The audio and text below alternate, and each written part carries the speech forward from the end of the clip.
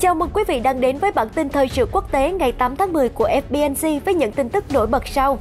Bản thân ráo riết bành trướng quân sự nhưng Trung Quốc lại tỏ ra rất tức giận khi các nước khác trang bị hay cải tiến khí tài hiện đại. Mới đây, Bắc Kinh chỉ trích Washington giúp Tokyo có được tàu sân bay tấn công đầu tiên kể từ đệ nhị thế chiến, có thể đập tan giấc mộng xưng bá trên biển của Trung Quốc. Trong khi đó, căng thẳng ở eo biển Đài Loan đang ở mức sụt sôi nhất 40 năm và lãnh đạo hòn đảo đã không ngồi yên trước cường quyền mà ra sức tìm kiếm sự ủng hộ của Pháp, Úc và các đồng minh khác khi bị Trung Quốc đe dọa. Đồng thời, Đài Loan lên kế hoạch triển khai tên lửa uy lực tới sát sườn Trung Quốc, một hành động răn đe mạnh mẽ chưa từng thấy. Tại một điểm nóng tranh chấp khác, Ấn Độ tố Trung Quốc vi phạm lệnh ngừng bắn và liên tục xâm phạm biên giới. Đáp lại, New Delhi có lẽ đã nhìn thấu âm mưu của đối thủ và đang quyết tâm chống trả đến cùng. Một số tin nóng khác, hậu trục xuất nhân viên ngoại giao Nga, NATO tố Moscow có hành vi độc hại, Điện Kremlin phản ứng như thế nào? Tỷ lệ ủng hộ Tổng thống Mỹ Joe Biden giảm kỷ lục. Thủ tướng Ý ca ngợi và tạm biệt bà đâm thép Merkel, chúng ta sẽ nhớ bà ấy. Pfizer đề nghị phê chuẩn sử dụng vaccine COVID-19 cho trẻ từ 5 đến 11 tuổi. Người Pakistan kiệt quệ dọn dẹp đống đổ nát sau trận động đất kinh hoàng. Tất cả sẽ được cập nhật trong bản tin ngay sau đây.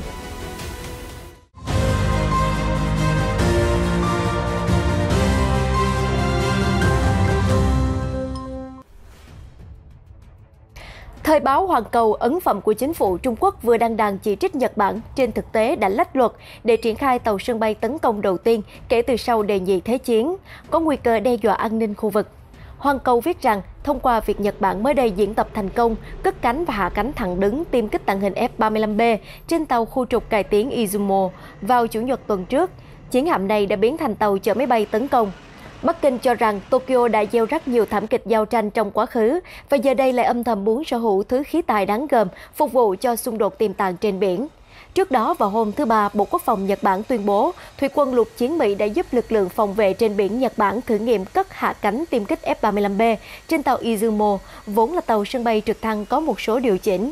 Hoàn Cầu cho rằng, ngay từ khi biên chế tàu Izumo năm 2015, Nhật Bản đã không che giấu tham vọng dần dần biến chiến hạm trở thành một tàu sân bay hạng nhẹ, bất chấp điều đó về cơ bản là vi phạm cam kết theo đuổi hòa bình của xứ sở mặt trời mọc. Các tàu sân bay vốn là nền tảng chiến lược cho các chiến dịch quân sự ở vùng biển xa, và giờ đây khi Izumo đủ khả năng chứa được F-35B, một trong những tiêm kích hàng đầu thế giới, Nhật Bản đã có thể thực hiện các đòn tấn công xa khỏi quê nhà. Hoàn Cầu dẫn lời chuyên gia cho rằng quân đội Mỹ đã giúp Nhật Bản thử nghiệm F-35B trên tàu Izumo, chứng tỏ Lầu Năm Góc đã bật đèn xanh cho Nhật sở hữu hàng loạt máy bay chiến đấu uy lực này. Truyền thông Nhật Bản cho rằng việc cải hoán Izumo thành tàu sân bay không nhằm mục đích gì khác ngoài chống lại sự trỗi dậy quân sự của Trung Quốc. Chuyên gia Yang Xiyu từ Viện Nghiên cứu Quốc tế ở Bắc Kinh cho biết Mỹ đã cung cấp F-35B biến Nhật Bản thành cánh tay hỗ trợ an ninh đắc lực ở khu vực. Ông Yang nói thêm, người Mỹ chỉ đang nhắm tới các lợi ích trước mắt mà không muốn nhớ về những bài học lịch sử. Theo đó, chuyên gia Trung Quốc đề cập đến những giao tranh khốc liệt giữa Washington và Tokyo được ghi chép trong sách sử. Về phía mình, chính phủ Nhật Bản cho biết phi đội F-35B sẽ không được triển khai thường trực trên tàu Izumo để con tàu không bị xem là tàu sân bay chở tiêm kích tấn công. Dù vậy, chỉ huy lực lượng phòng vệ biển Nhật Bản Yamamura Hiroshi cho biết việc cải tiến tàu Izumo sẽ giúp vận hành linh hoạt hơn với tiêm kích chiến đấu. Ông nói bản thân ông xem tàu Izumo là một khu trục hạm đa nhiệm, bao gồm có thể được triển khai để đảm bảo an ninh quốc phòng. Tàu khu trục khác của Nhật Bản là Kaga cũng đang được cải tiến, chúng đều đóng vai trò nòng cốt trong biên đội tàu khu trục hộ tống của Nhật Bản, có nhiệm vụ tìm kiếm và tiêu diệt tàu ngầm đối phương. Giữa lúc Trung Quốc ra sức đe dọa Đài Loan, hòn đảo lại nhận về sự giúp đỡ kịp thời của các cường quốc. Phái đoàn thượng nghị sĩ Pháp và cựu Thủ tướng Úc Tony Abbott đã cùng lúc đến thăm Đài Bắc trong thứ Năm 7 tháng 10. Lãnh đạo Đài Loan Thái Anh Văn đã nhân cơ hội này để tìm kiếm sự ủng hộ, bày tỏ mong muốn hợp tác chặt chẽ hơn với các nền dân chủ có cùng chí hướng, quyết tâm đảm bảo hòa bình khu vực. Chuyến thăm của phái đoàn Pháp và Úc diễn ra ngay khi Trung Quốc trong 4 ngày liên tiếp đã điều động hàng trăm máy bay xâm phạm và đe dọa vùng trời Đài Loan. Khi tiếp đón các thượng nghị sĩ Pháp ở văn phòng lãnh đạo, bà Thái Anh Văn cho biết rất cảm kích khi các nghị sĩ lặn lội từ Paris đến Đài Bắc, bất chấp những áp lực nặng nề. hàm ý nhắc đến sự phản đối của Trung Quốc. Bà Thái nhấn mạnh, tôi muốn nhân cơ hội này để cảm ơn Pháp vì sự quan tâm đúng mức về tầm quan trọng của eo biển Đài Loan trên đấu trường quốc tế và sự ủng hộ của Pháp để Đài Loan nỗ lực tham gia các tổ chức toàn cầu. Sau đó, nữ lãnh đạo gửi thông điệp tương tự trong cuộc tiếp đón với cựu Thủ tướng Úc Abbott. Ông Abbott cam kết sẽ giúp chấm dứt việc Đài Loan bị cô lập, đồng thời ca ngợi những thành công của hòn đảo trong việc bảo vệ nền dân chủ và xử lý khủng hoảng đại dịch COVID-19. Cũng giống như nhiều nước khác, Pháp và Úc không có quan hệ ngoại giao chính thức với Đài Loan, thế nhưng hòn đảo đang ra sức tìm kiếm sự hậu thuẫn từ hai cường quốc Á-Âu, cũng như từ Mỹ và các đồng minh của Washington.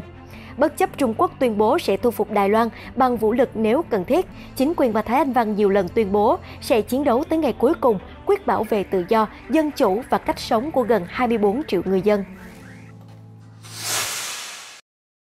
Cũng liên quan đến sự phòng thủ của Đài Loan trong giai đoạn nguy hiểm tăng cao, cơ quan phòng vệ của hòn đảo vừa báo cáo phân bổ thêm 9,4 tỷ Đài tệ, tương đương gần 336 triệu đô la Mỹ, để sản xuất bổ sung tên lửa đất đối không Thiên Cung 3.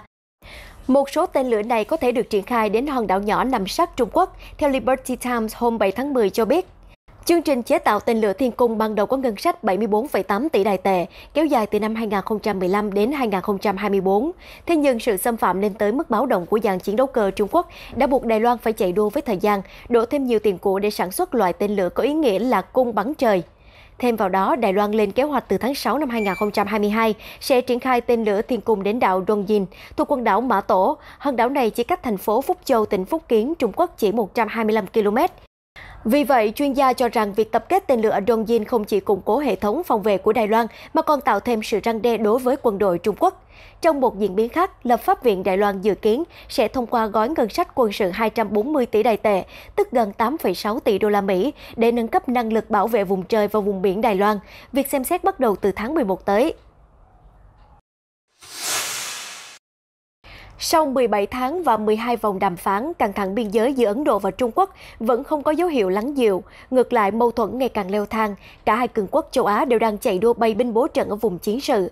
Theo đài WION của Ấn Độ, nước này đang điều chuyển nhiều khí tài và binh sĩ từ điểm nóng biên giới với Pakistan để tập trung đối đầu Trung Quốc. Các vũ khí hiện đại có thể kể đến như máy bay chiến đấu Rafale mua từ Pháp, pháo binh, xe tăng và đại bác. Quân đội Ấn Độ hiện có khoảng 200.000 binh sĩ đang đóng ở nơi tiền tuyến, giáp với Trung Quốc, tăng 40% so với năm ngoái. New Delhi được cho là đang muốn rút ngắn chênh lệch sức mạnh quân sự với Bắc Kinh. Tướng lục quân Naravan cho biết, Ấn Độ vẫn luôn lo ngại về Trung Quốc. Chúng tôi theo dõi chặt chẽ sự phát triển cơ sở quân sự và binh sĩ của phía họ, để từ đó có hành động phản ứng chống lại các mối đe dọa. Trước này, Trung Quốc vốn chiếm ưu thế so với đối thủ nhờ được trang bị vũ khí hiện đại, bao gồm bệ phóng tên lửa. Gần đây, Trung Quốc còn ráo riết tiến hành tập trận ban đêm và triển khai lực lượng không quân ngay sát đường kiểm soát thực tế LAC. Tướng không quân Ấn Độ Virat Chowdhury cho rằng, mặc dù Trung Quốc phát triển nhiều căn cứ không quân, nhưng tác chiến trên cao vẫn là một điểm yếu của họ. Theo truyền thông Ấn Độ, mặc dù Trung Quốc có thể bị giới hạn trên bầu trời, nhưng quân đội nước này chưa bao giờ ngừng đổ thêm dầu vào lửa khi liên tục có những hành động khiêu khích mới. Ấn Độ tố cáo Trung Quốc đã vi phạm lệnh ngừng bắn 2 lần chỉ trong 10 ngày tháng này. Một lần ở bang Uttarakhand, khi quân đội Trung Quốc POA đã băng qua đường LAC ở vùng đồng cỏ Barahuti. Hơn 100 lính Trung Quốc đi vào lãnh thổ Ấn Độ và rời đi sau khoảng 3 giờ, tuy nhiên không có giao tranh.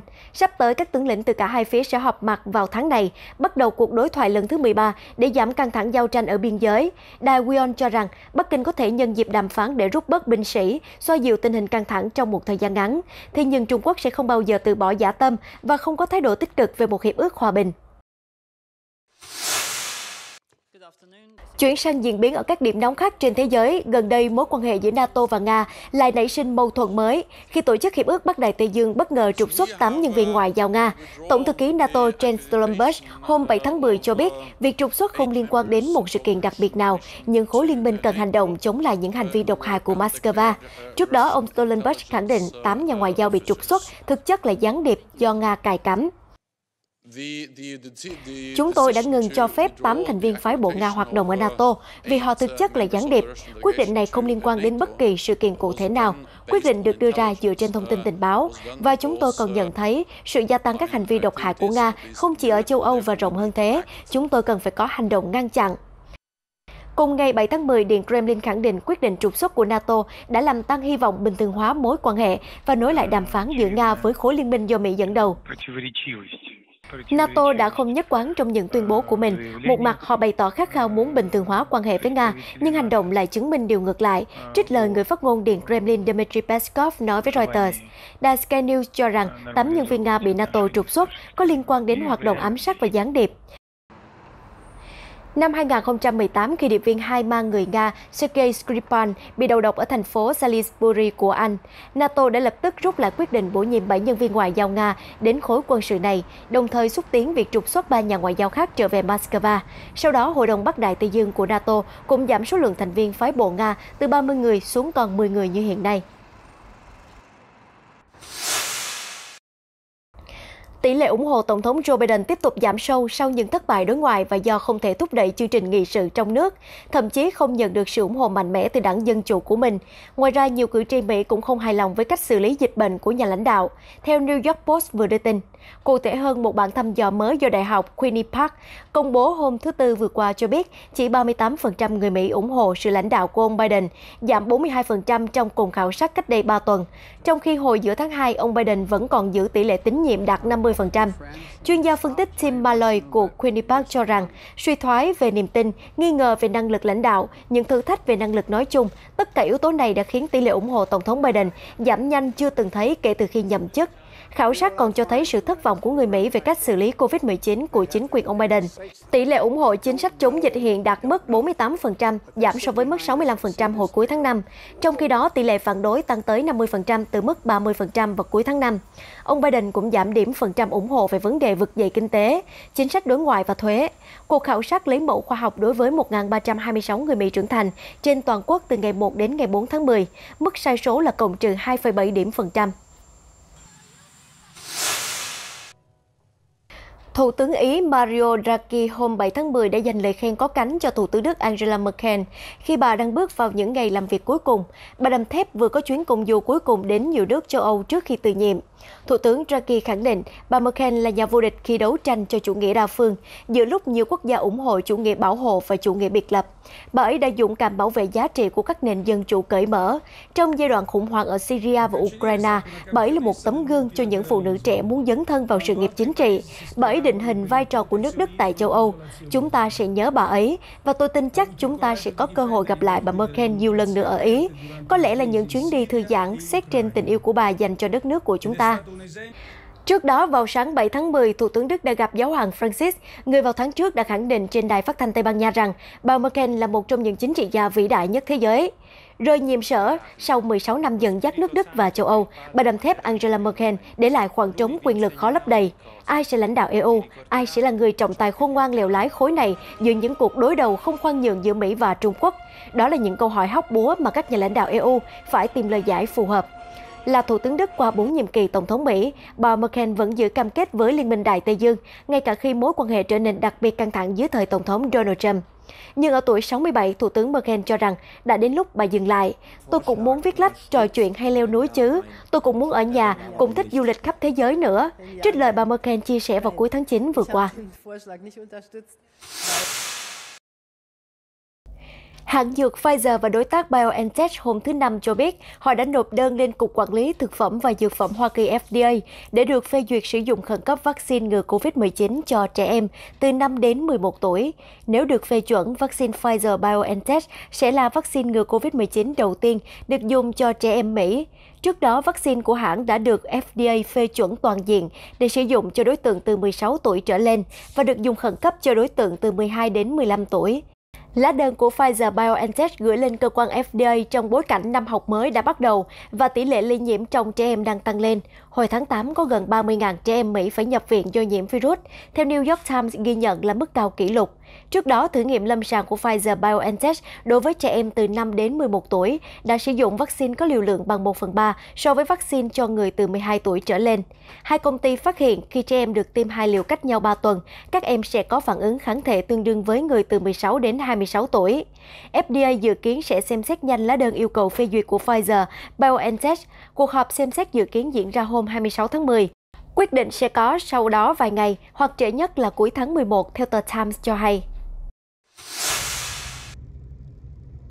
Chiều 7 tháng 10, người dân làng Handai phía tây thành phố Quetta của Pakistan đã bắt đầu dọn dẹp những mảnh vỡ sau khi động đất mạnh 5,7 độ làm rung chuyển miền Nam đất nước vào 3 giờ sáng cùng ngày. Động đất diễn ra khi nhiều nạn nhân vẫn đang ngủ say, khiến 20 người tử vong, hầu hết là phụ nữ và trẻ em. Khoảng 300 người khác bị thương, nhiều ngôi nhà rung lắc dữ dội và người dân đã vội vàng ôm tài sản tháo chạy ngay giữa lúc mờ sáng. Tâm chấn Khá Nông, chỉ khoảng 20 km, nằm ở tỉnh Balochistan, cách thành phố Quetta khoảng 102 km về phía đông. Mohammad Sadiq, cư dân làng Handai kể rằng ông đã khẩn cấp cứu sống một phụ nữ và các con của cô ấy, gồm một bé gái 1 tuổi và bé trai 4 tuổi, bị mắc kẹt dưới đống đổ nát. Đáng buồn thay, dù người mẹ và đứa con trai đang dần hồi phục, bé gái đã qua đời vài giờ sau đó ở bệnh viện. Ông Sadiq bày tỏ lo ngại về điều kiện sống khó khăn của dân làng sau trận động đất. Ông nói mọi người đã ngủ trong cảnh màn trời chiếu đất khi nhà cửa của họ bị tàn phá. Hơn 100 ngôi nhà bằng bùn đã sụp đổ, nhiều công trình khác cũng bị phá hủy. Nawab Khan, nhà báo địa phương cho biết có 250 ngôi nhà sụp đổ và nhiều người tử nạn khi bị mái nhà và tường đè lên ở quận Babu Mahalla. Anh nói thêm hiện giờ lưới điện đã bị gián đoạn nghiêm trọng. Thủ tướng Imran Khan đã yêu cầu đánh giá khẩn cấp mức độ thiệt hại và nhanh chóng viện trợ cho các nạn nhân. Trong khi đó, các dư chấn đang diễn ra khắp khu vực. Động đất thường xuyên xảy ra ở Pakistan. Năm 1935, động đất mạnh 7,7 ở thành phố Quetta đã cướp đi sinh mạng của khoảng từ 30.000 đến 60.000 người và gần như hủy hoại nhiều khu vực thành phố.